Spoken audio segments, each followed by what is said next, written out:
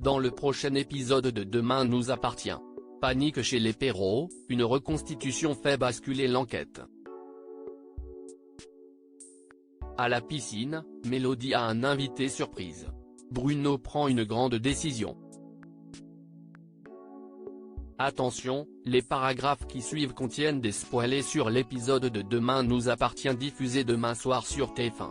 Si vous préférez ne rien savoir, ne lisez pas la suite. Mardi 9 avril dans Demain nous appartient.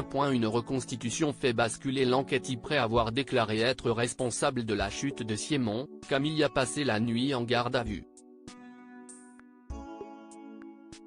De leur côté, Raphaël et Xavier n'ont pas fermé l'œil de la nuit. Raphaël pense que sa fille est innocente ou qu'elle a agi par légitime défense parce que Simon la frappait. Dans tous les cas, elle craint le pire pour sa fille qui est déjà sous contrôle judiciaire et qui risque gros. Raphaël se rend au commissariat pour assister aux aveux de sa fille face à Martin. Camille raconte avoir fait venir Simon à la soirée pour passer du bon temps. Mais il lui aurait annoncé qu'il voulait la quitter. Furieuse, elle l'a poussé sans intention de le tuer. Quant à Maud, elle n'a pas assisté à leur dispute car elle était dans les vapes. Martin n'a pas d'autre choix que de déférer Camille pour tentative d'homicide.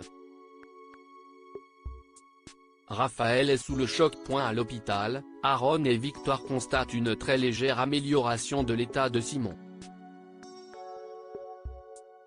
Lisa les rejoint pour les informer que Camille vient d'avouer l'avoir poussé.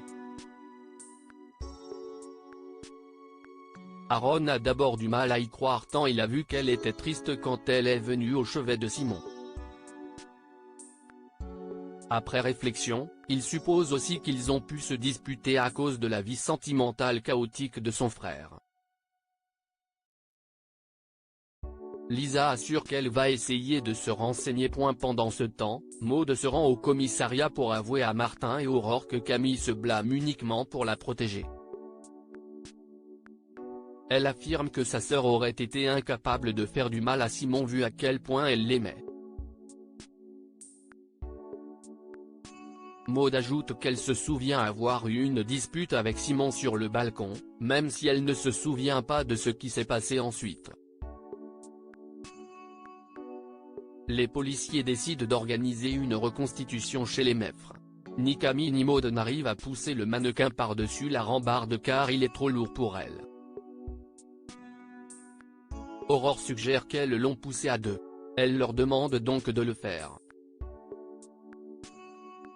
Cette fois, le mannequin tombe.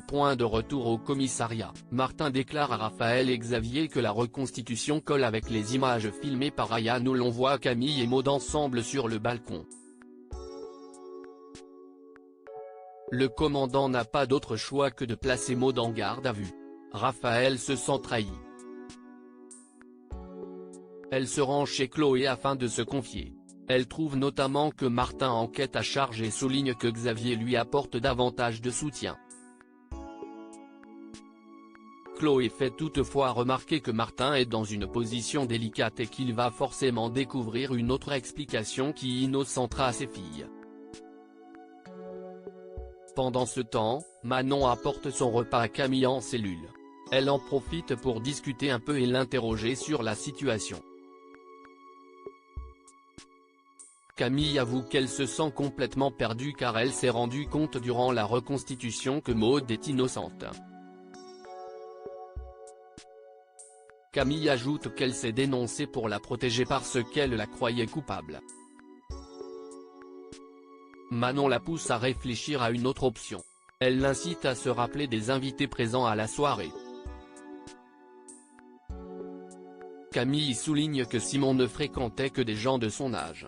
Manon suppose qu'il devait y avoir d'autres adultes présents. En réfléchissant, Camille se souvient que son père était là. Bruno décide de déménager. Bruno accompagne Valentine au marché pour faire des courses. Au fil de la discussion, il mentionne sa sobriété. Mais il s'attarde surtout sur le bonheur de son fils depuis qu'il est avec elle. Bruno essaye donc de la convaincre à son tour de ne pas rentrer à Bordeaux. Bruno parle de la situation avec Alex. Il se rend compte que Nathan et Valentine ont besoin d'intimité et réfléchit donc à un autre endroit où vivre. Alex a une piste. De son côté, Valentine se rend au Spoon et s'installe au comptoir où se trouve déjà Luna.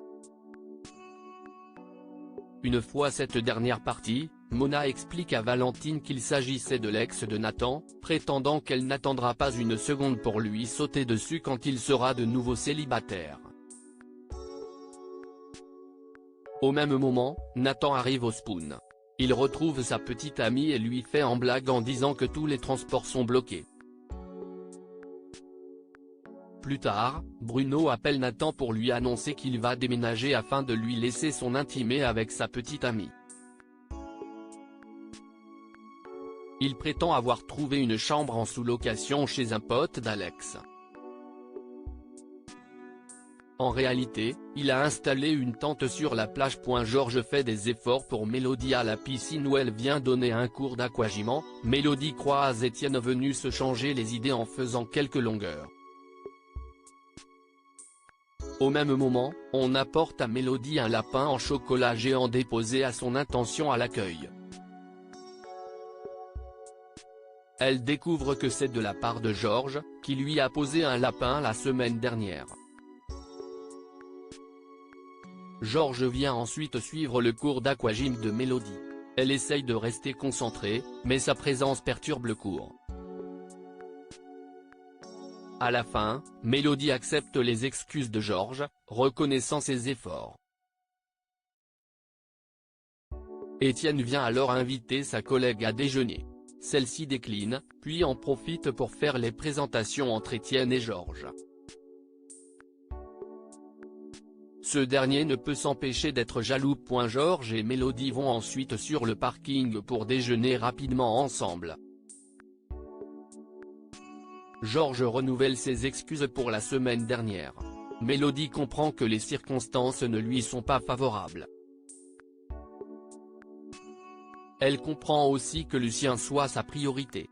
Au même moment, Georges reçoit un message d'Audrey qui garde son fils en son absence. Il doit filer.